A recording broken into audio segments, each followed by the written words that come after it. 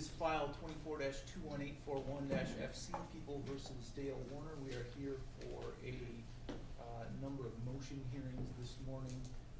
Counsel, are we ready to proceed? Yes, Your Honor. Yes, Your Honor. We were discussing maybe the best way to proceed, so I don't know if the court has a preference. I don't. Whatever you think is most efficient is fine. I think let's proceed with Daubert here. Okay, terrific.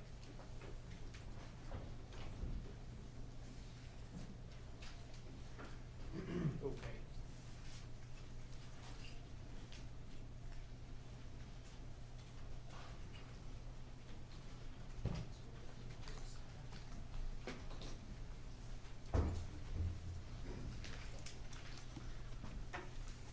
All right, I'm going to ask you to raise your right hand. Do you swear or affirm to tell the truth, the whole truth, and nothing but the truth, and the penalty for purpose? I do. Okay, you can go ahead and have a seat, and then please just state your name for the record.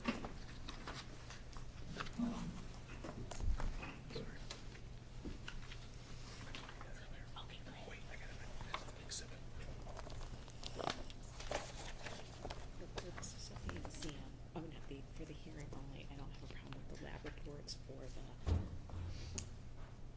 PowerPoint or her CV, but again, just for the hearing. Exactly. Okay.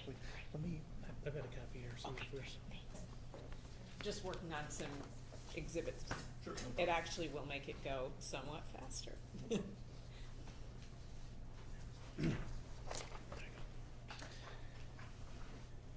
If I may approach, Your Honor. Yeah, go ahead.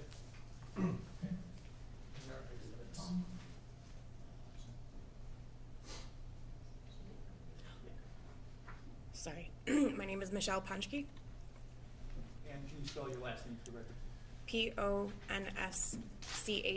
Thank you.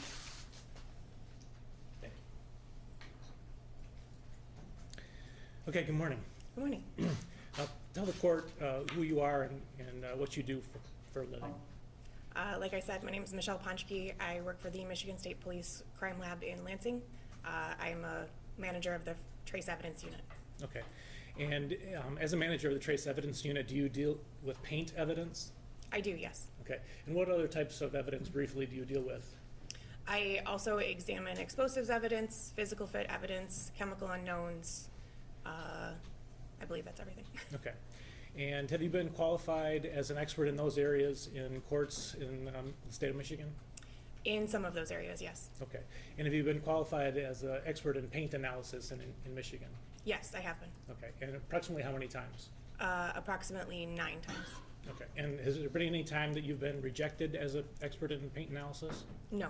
Okay. I think we've admitted, just for purposes of this hearing, exhibit number 1, or at least we'd move to admit it at this point, which is Ms. Ponchke's CV. Any objection?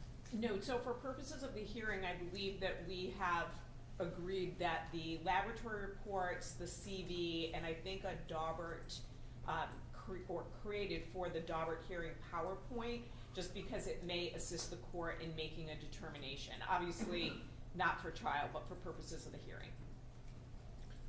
And I've used blue exhibit markers rather than the red we'll be using for trial. Okay. So I have a People's Exhibit 1, which is the CV, People's Exhibit 3, which is a laboratory report, and I'm just not sure what the third item is. So the binder there is number 2. That's the PowerPoint itself. Okay. And there should be a total of 3 lab reports, which would be 3, 4, and 5. Okay. So, Ms. Shardy, you're stipulating to admission for purposes of listening to all of this? Yes, but only for the hearing. Okay. Thank you. All right. So, People's Exhibits 1 through 5, for purposes of this Daubert hearing only, will be admitted. Thank you, Your Honor. Have you received specialized training in paint analysis? Yes, I have. And could you tell the court what that is? Yes. So when I started working for the Michigan State Police, I worked on a paint training program, in-house training that included a lot of readings, analyzing mock cases, and working with other trained paint examiners. It culminated in a written exam, a mock trial, and a mock trial about a mock case that I would have done. to assure that I could testify appropriately about the results of that case. There's also been training over the years on instrumentation and specific paint analysis to aid me along the way. Okay.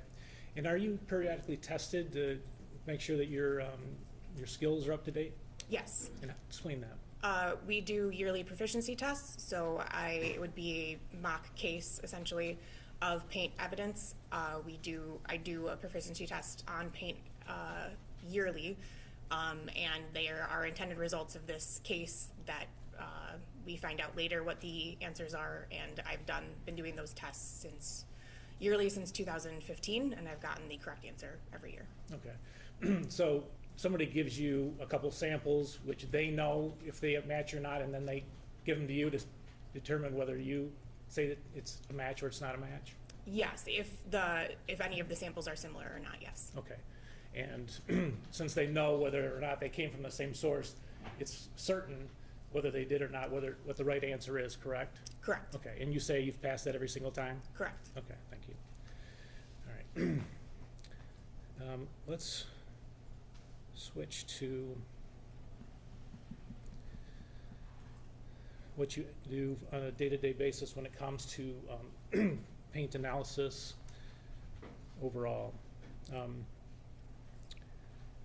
I think today you're here to talk about these things that we've got on the first slide here, in terms of, in general, what you're doing and how you actually go about step by step determining whether there's a match or not.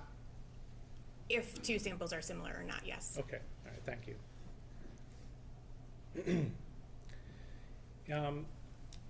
You've got a slide here that indicates what is paint.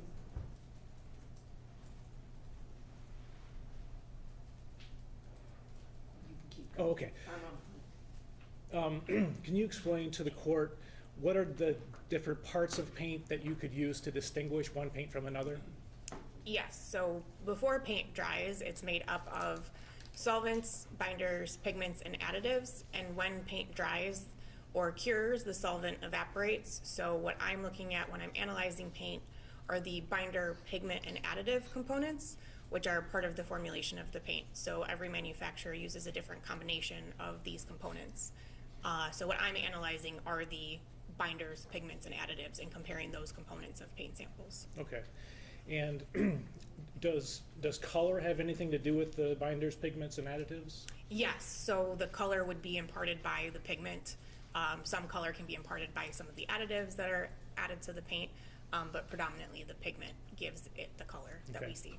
And if you had two samples that are the same color, would you still be able to distinguish them by the pigment? Using instrumentation, yes. Okay. All right, so what would be the purpose of you doing a paint examination? Typically, a paint examination is used to compare question samples and known samples of paint. So question being paint samples that we don't know the origin of versus known samples, which are paint samples we do know the origin of. This can be car paint, this can be house architectural paint, spray paints, any type of paint really. It also can be used to classify different characteristics of these paints for comparison, and can be used to corroborate witness statements, especially in cases of like hit and runs, determining car colors that are present at the scene, things like that. Okay, and in this particular case, you had a known and an unknown? Correct, yes. Okay, and so is it correct that you generally look at what you'd call a paint chip when you're doing this comparison? Yes. Could you explain what that is? Yes, so a paint chip is typically just a chip of dried paint. When you think about how paint dries, it usually dries in a thin layer, so that can chip off of any surface that it is on. So what I'm looking at typically is just an actual chip that has fallen off or was purposely removed for the purposes of analysis. Okay. And does the chip usually have just one layer or multiple layers, or does it depend? It depends on the actual surface that's being sampled from. Automotive paint usually has multiple layers. If you think about when you paint your house, there could be multiple layers of paint there because you don't know, if you bought a house brand new, maybe there's one fresh coat of paint on there, but if it's a house that you purchased from somebody else, there's who knows how many layers of paint underneath what you're going to paint on there. So a paint chip could have multiple layers. It could only have one layer. It really depends. Okay, and that's something that you can observe when you do the analysis? Yes. Okay. All right. On the slide, you've got 4 examples of different types of paint. And the question is whether you can distinguish 100%, with an unknown sample, whether this is an automotive, architectural, maintenance, or a non-automotive vehicular paint. Most frequently, the discrimination I make is automotive versus non-automotive. A lot of architectural and maintenance paints can look similar, or there are formulations of maintenance paints that can be used in architectural formulations. So I most commonly discriminate between automotive and non-automotive, but they can all look different, yes. Okay. All right, looking at the picture that's in this on the left, can you explain what's happening there? Yes, so on the left, someone is scraping paint directly from a surface, so that's an example of how paint can be collected from a surface. Either this could be a known sample of paint from a car part, or there could be a potential transfer of paint from another surface that someone could be scraping off of there too. Okay, and what about the clothing? We can scrape down clothing, or I can scrape down clothing to collect various debris from clothing, especially in cases of like a pedestrian hit and run.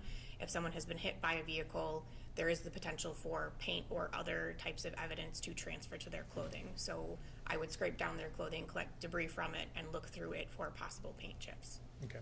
In this case, though, no clothing was submitted as evidence, correct? Correct. Okay. I'm going to zoom in on this a little bit if I can. What is depicted there on that slide? So this would be after a shirt was processed, so scraped down debris would have been collected from it, and the debris would have been searched through to see, to find paint chips. So these would have been the paint chips removed from that debris, all placed on a glass slide. So there's an approximate 2 millimeter scale there to kind of give you context for how small some of these paint chips can be. And is that enough for you to actually analyze? Yes. Okay.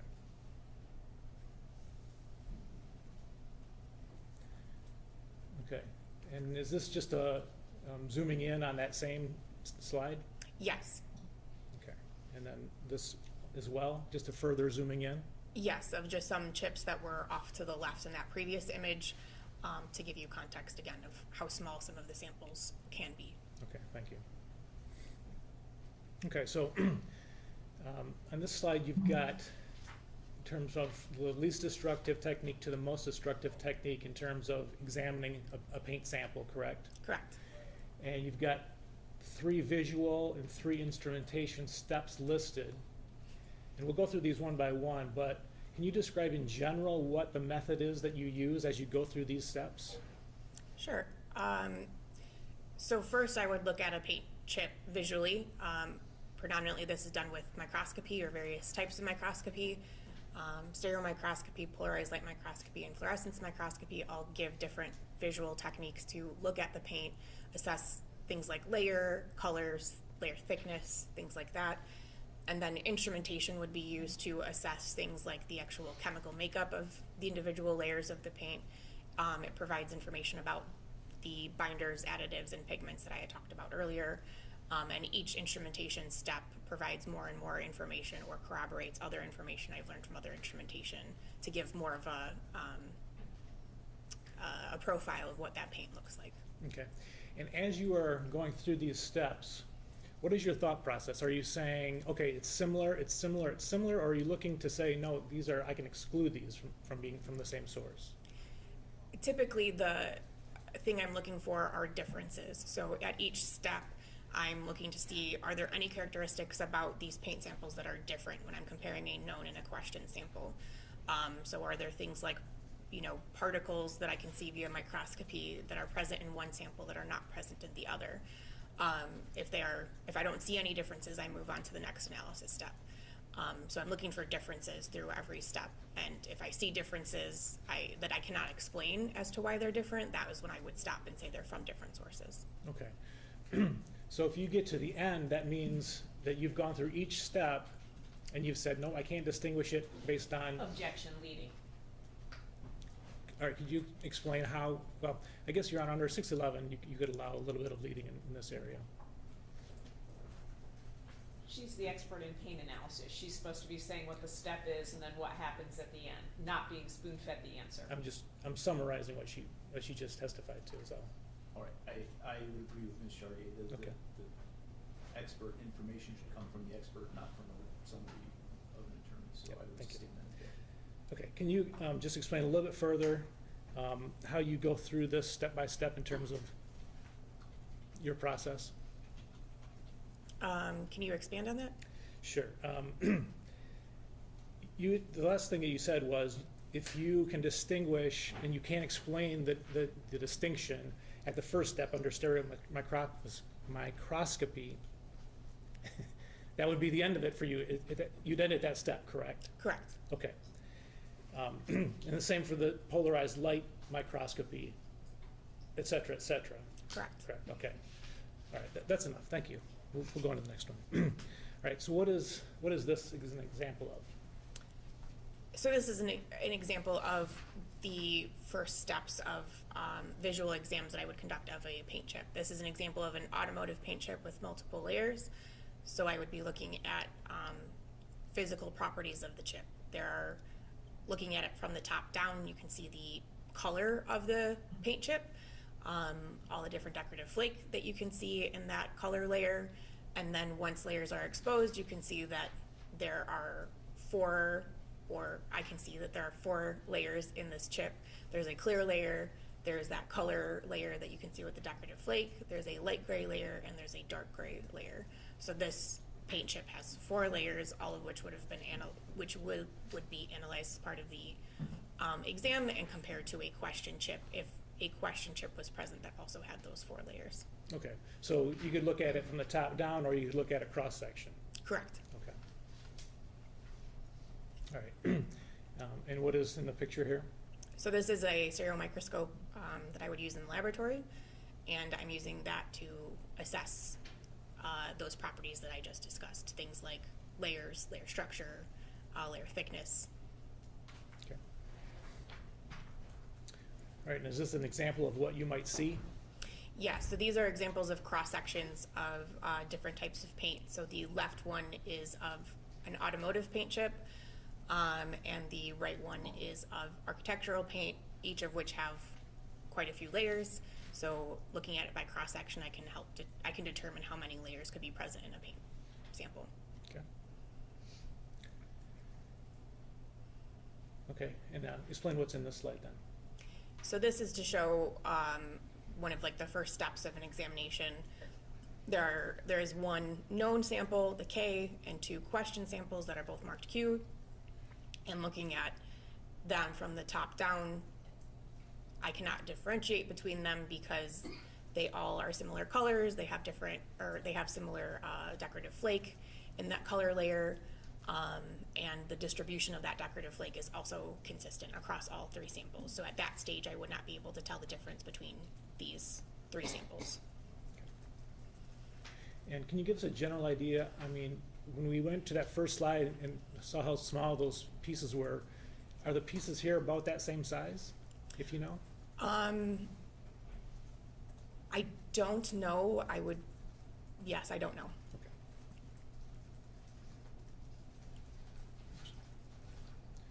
Okay. Okay, and what about the this slide? So this shows a comparison microscope. This comparison microscope is made up of 2 polarized light microscopes. So this allows me to look at samples side by side. I can use one stage at a time and view one sample at a time, or I can view 2 samples simultaneously. The image on the right shows an example of those 2 images of 2 different samples that I would be viewing simultaneously, so I can compare them. And what does polarized light give you that the stereo microscope wouldn't have given you? So polarized light microscopy gives greater contrast for smaller particles, so I can see these like clear particles a little bit better. It also is higher magnification, so I can see very detailed parts of the paint a lot easier. And the polarized light provides better contrast, so I can see, like I said, things like these colorless, clear particles easier. Okay. And on the left, that's the actual PLM instrument? On the left, that's the image that, or I'm sorry, the left, yes, is the microscope, yes, that is made up of 2 PLMs. Okay. And again, this is another example of the PLM process? Yeah, so on the left is an image of 2 black paints that I would be comparing via PLM. The paint on the left has these blue particles in it that the paint on the right does not. So that would be something I would be able to discriminate between these 2 paints based on, because that's a different characteristic between the 2. I could look at them under different lighting conditions, so that's the image on the right is of crossed polars, so now there's another lighting condition added that provides even greater contrast to see if I could see any other differences between these 2 samples. As you can see, there's not additional information gained by doing the crossed polar viewing. However, the polarized light microscope viewing shows differences that at this point I would be able to say these 2 samples did not originate from the same source. Okay. Okay, are we on to now the third step? Yeah, so this is an example of fluorescence microscopy. So it's the same 2 black paint samples, and this is just to provide context for fluorescence. There's 3 different fluorescence settings that I examine, and just to see if the samples fluoresce similarly, fluoresce differently, fluoresce different colors under the same conditions. These samples fluoresced slightly differently under these conditions, but because I already saw the difference between the blue particles, this slight difference would also add credence to why I would say these 2 paints did not come from the same source. Okay, so those were the visual tests that you would do. Correct. Okay, and now what is the next section that we're on? Now I would move to instrumentation. So now looking at the actual chemical makeup of the paint samples. Okay, and so now it's dealing with infrared spectroscopy? Correct. Okay, and explain that. So infrared spectroscopy provides information about the actual chemical bonds that are making up the paint. Infrared light interacts with the paint sample, and every chemical bond that can absorb infrared or interact with infrared produces a peak on a spectrum.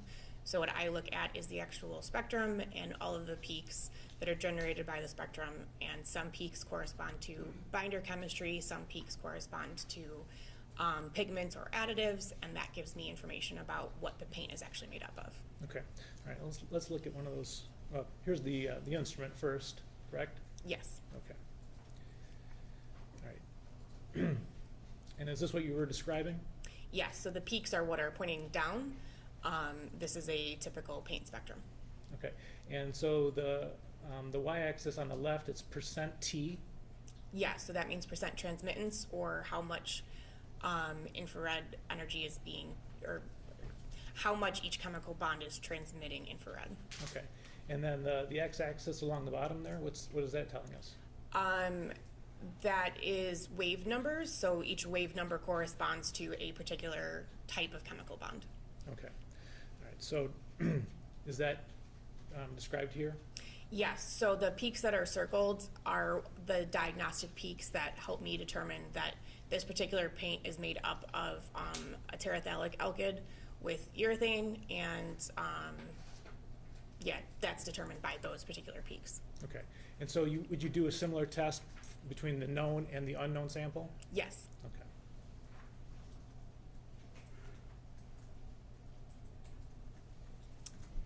And then this just points out additional peaks that can help me determine that the paint also contains things like titanium dioxide, calcium carbonate, and kaolinite based on those particular peaks that are circled. Okay.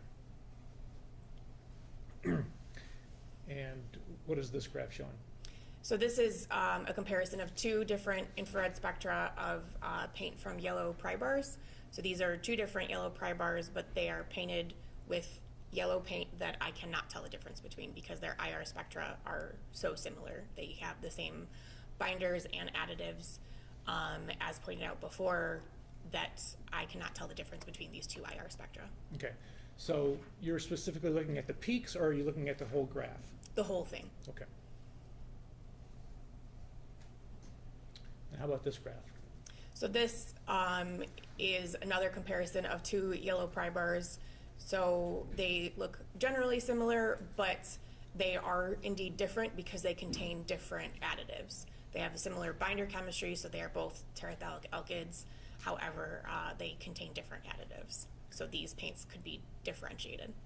So looking at the graph at the on the x-axis at the 3,000 mark, Yes. those two peaks look like they line up. Would you agree?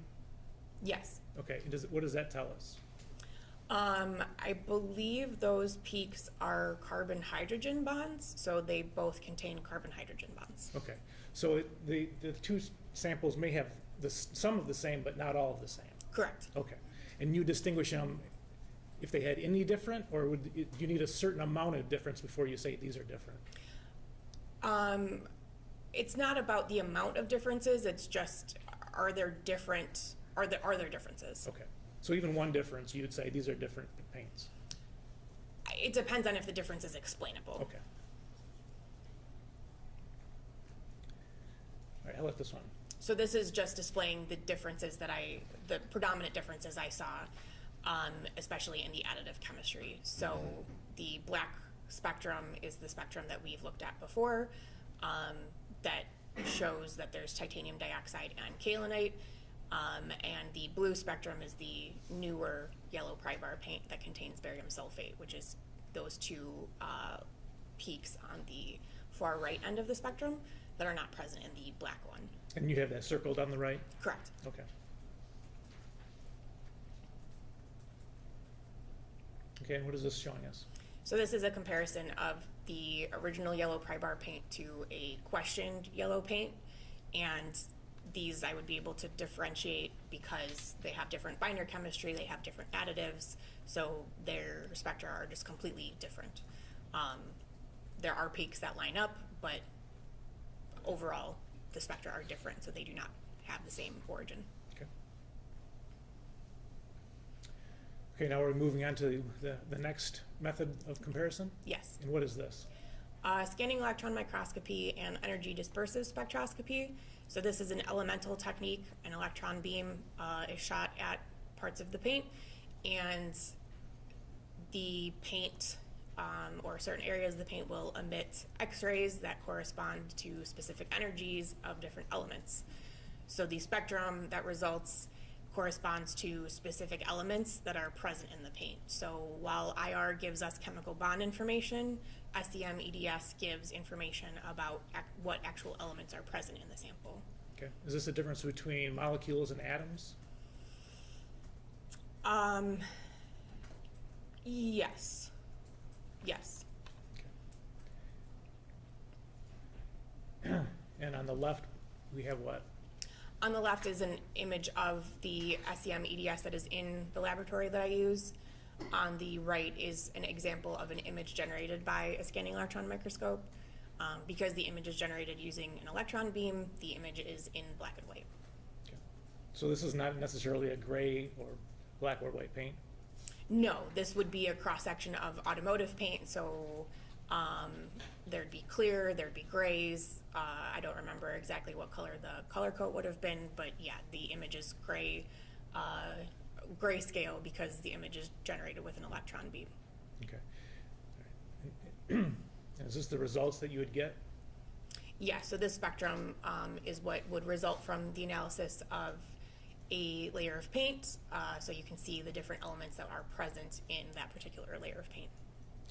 Okay, and are these peaks, the red, going up? Yes. Okay, and then do you have them marked as to what elements those represent? Yes, so their periodic table listings are what are on the spectrum, but I have them listed below by their full elemental names. So carbon, nitrogen, oxygen, sodium, aluminum, silicon, sulfur, titanium, barium, and iron are what are present in this. Okay. And what is represented here? So this would be a comparison of question and known paints, their EDS spectrum, to show that their spectra cannot be differentiated because they have the same elements present and all of those elemental peaks are in similar ratios to one another, relative to one another. Okay. I mean, it looks so close that it's hard to tell one line from the other. Would you agree? Correct.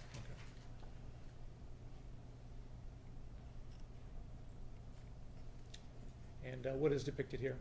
So this is another instrumental technique that I can use. It's called microspectrophotometry.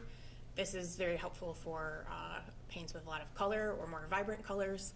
It measures the absorbance of light and can help differentiate between actual pigment colors. So while two paints can look the same color to the naked eye, there might have been different pigments used to impart that color, and this technique can help differentiate between how those pigments absorb light. Okay. You indicate on the slide not helpful on white, black, gray architectural paints. Can you explain why that is? Yes, those pigments don't necessarily absorb light very well using this instrument. So there's an example on the next slide of a spectra that gets generated by trying to use this technique on those particular paints. It doesn't provide a lot of information in terms of being able to compare. Okay.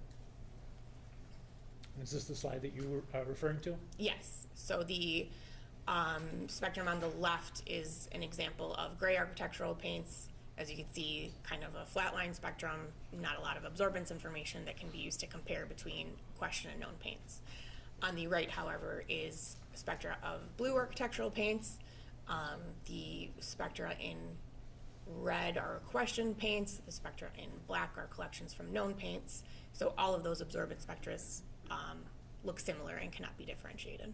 Okay. And in this case, were you able to use this test? No. And why was that? Because what I was asked to analyze in this case was white architectural paint, which does not absorb light very well in this technique. Okay. All right. So, are there other tests that you did not use or you don't generally use in your lab? Yes. Okay. And does this describe what they are? Yes. There are other comparison techniques that can be used by paint examiners. They're just not techniques that we use in the Michigan State Police laboratory system. The techniques that we do use provide a lot of information that helps assess the microscopical, chemical, and physical properties of the paint. And this instrumentation would not provide additional information that we would need to tell the difference between paints. Okay. All right. Explain this, please.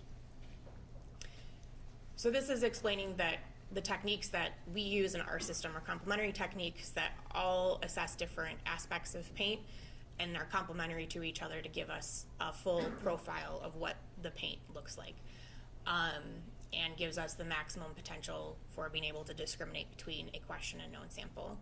And every step of the analysis is meant to look for differences between two samples.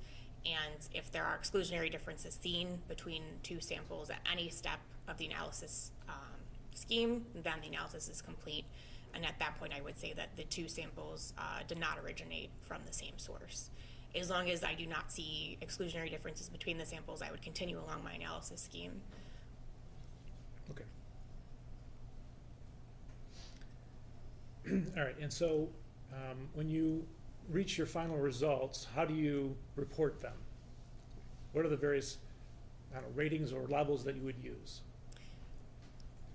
So my conclusions would be stated in a report and would explain whether or not I saw any differences between the two samples if I'm doing a comparison. We use an association scale to help qualify these results and kind of give context to what these results mean. Whether there's an elimination that these two paints did not originate from the same source, whether there's an association that it's possible that the paints originated from the same source, or whether maybe it's inconclusive and I cannot determine whether or not these paints originate from the same source. Okay.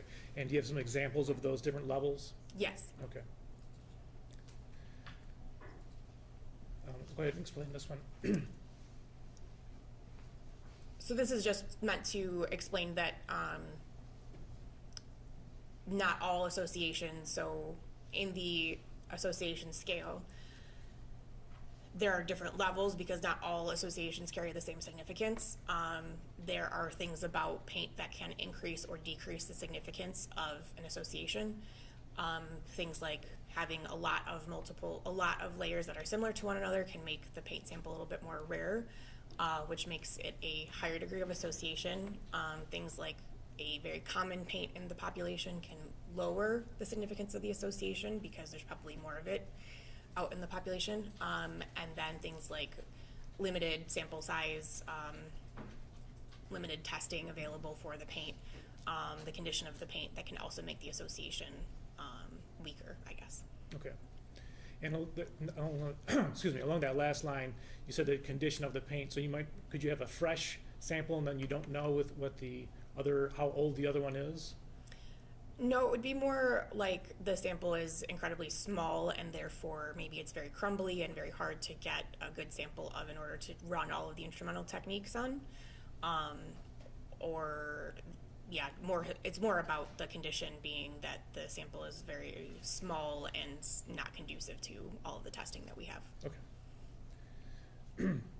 Okay, and so you have an association scale that you use? Correct. Okay, and we can go through that, I think. So why don't you explain level 1 identification? So an identification means that the samples, the question and known paint samples actually physically fit together. This indicates that they were once joined and that they share a source. Okay, and is this a picture that explains that? Yes, so on the left is a picture of a vehicle hood with various paint samples that were aligned to the hood, and on the right you can see the actual hood is on the bottom and a paint sample on the top aligning with the hood, and you can see that the edges align and also striations across line up as well to show that this paint originated from this section of the hood. Would you make a level 1 identification based only on the physical properties, or would you have also gone through the steps, the visual and the chemical steps? The visual and chemical, or the chemical steps are not necessary for a physical fit. The physical fit is based on the alignment of these edges, the striation alignment, and things like the actual surfaces lining up together. Okay. All right, what about level 2? So a high degree of association means that all of the exams that were conducted produced similar results. So all of the features of the paint were similar to each other under all conditions that were tested. It's just that there's something about the paint that's a little bit more rare in the population that isn't something commonly encountered. Okay. And I think it's probably helpful to contrast that with, well, here, let's do this first. So as an example, this is a cross-section between two paints that I have received. This is a comparison microscope photo, so you can see side by side a question and known paint sample. There is known paint from a vehicle and question paint that would have transferred to another vehicle. That two vehicles came in contact with each other. And the known paint had 9 layers. It's kind of difficult to see, but there's a clear coat at the top, there's the red, and there's a very thin black layer at the bottom of that top section, and that repeats 3 times, making 9 layers. The question paint sample that transferred onto the other vehicle also had 9 layers. And doing all of the chemical tests across all of those layers were similar to one another. And because 9 layers of original finished paint on a car is not common, this is much more rare in this population, so that makes it more of a level 2. Okay. And so just so we're on the same page, what is in the picture, it looks like 3 layers, but you're saying that's actually 9 layers of paint. Correct. Okay, and the gap between the red and the black, the first, second, and third red and the black, you're saying there's actually something in there? Yes, there's a clear layer there, yes. Okay.